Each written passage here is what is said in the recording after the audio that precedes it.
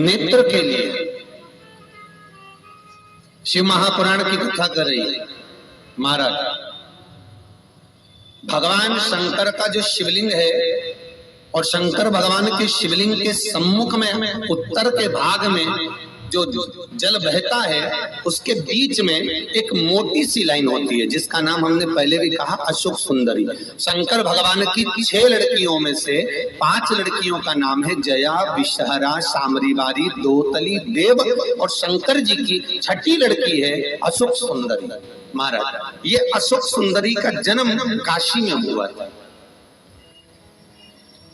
जिस काशी का नाम पहले नंदनवन है। क्या नाम था? नंदनवन। उस काशी में अशोक सुंदरी का जन्म अर्थात माता पार्वती को भगवान भ्रमण कराने के लिए जब पार्वती मैया बोली आज मेरा मन कर रहा है कि अपन नंदनवन चलते हैं, तो भगवान शिव काशी ले गए पार्वती ने। और वहां उन्होंने एक वृक्ष को सम्मुख में बैठकर माता जगत जननी जगदम्बा माता पार्वती ने उस वृक्ष की साक्षी में उस वृक्ष से कन्या को प्रकट करा जिसका नाम शोक को दूर करने वाली अशोक सुंदरी। महाराज जो शोक को दूर कर दे, दुख को दूर कर दे, उस कन्या को प्रकट किया।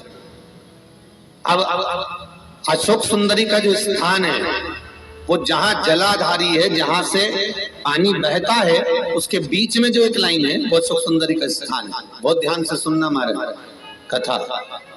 और अभी तक शायद टीवी पर ये क्रम मिला भी नहीं होगा जो क्रम आज वर्णित किया जाए। अशोक सुंदरी की जगह मध्य भाग, समझ में आ रहा है ना सबको? फिर अच्छे से समझ लो। ये शिवलिंग ठीक है, ये जलाधारी जहां से पानी नीचे गिरता है, ये दोनों पूरा गोल भाग यहाँ से पानी नीचे जा रहा है, तो इसके बीच में जहां से पानी जाता है उसके बीच में जो स्थान है वो अशोक सुंदरी का स्थान है, शिव जी की बेटी का स्थान। अब शंकर जी की जो बेटी का मध्य भाग में स्थान है अशोक सुंदरी का, वहां पर आपको शहद की 7 बिंदी रखना है। और जो ये शिवलिंग रखा है, इस शिवलिंग के तुम पीछे की ओर बैठे हो, यहाँ बैठे हो ना आप दक्षिण में, तो यहाँ बैठे हो, तो पीछे का जो शिवलिंग का भाग है इस पे आपको चंदन का लेपन करना है।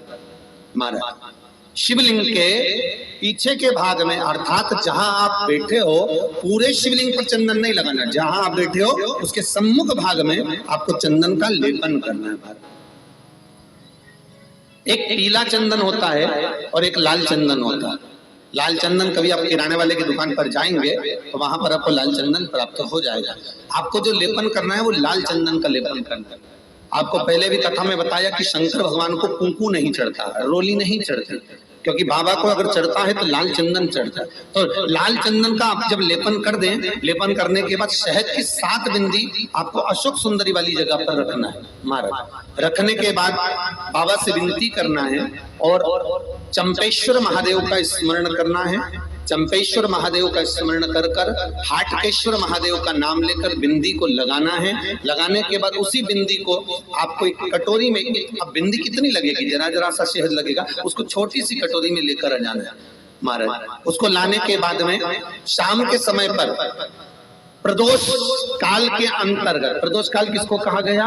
सूर्य अस्त जब होता है, सूर्य अस्त के समय से 1-1.25 घंटे का जो समय वर्णित किया गया वो प्रदोष काल का वर्णन किया गया। महाराज तो उस समय पर नैनों में उसको काजल जैसा लगाना है और ऊपर की ओर देखना है। लगभग 1 मिनट देख लिया, 1.5 मिनट देख लिया, बहुत है, उतना बहुत काजल जैसा लगा।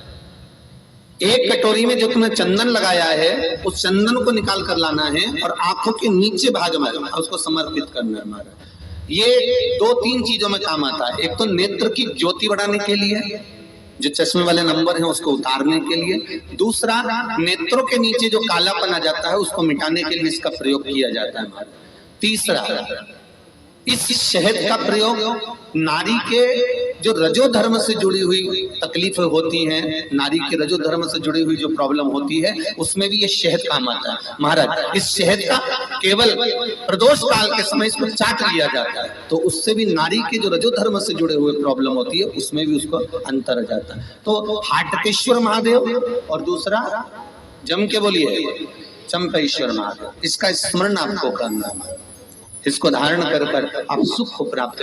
तो भगवान शिव देने वाला है, बस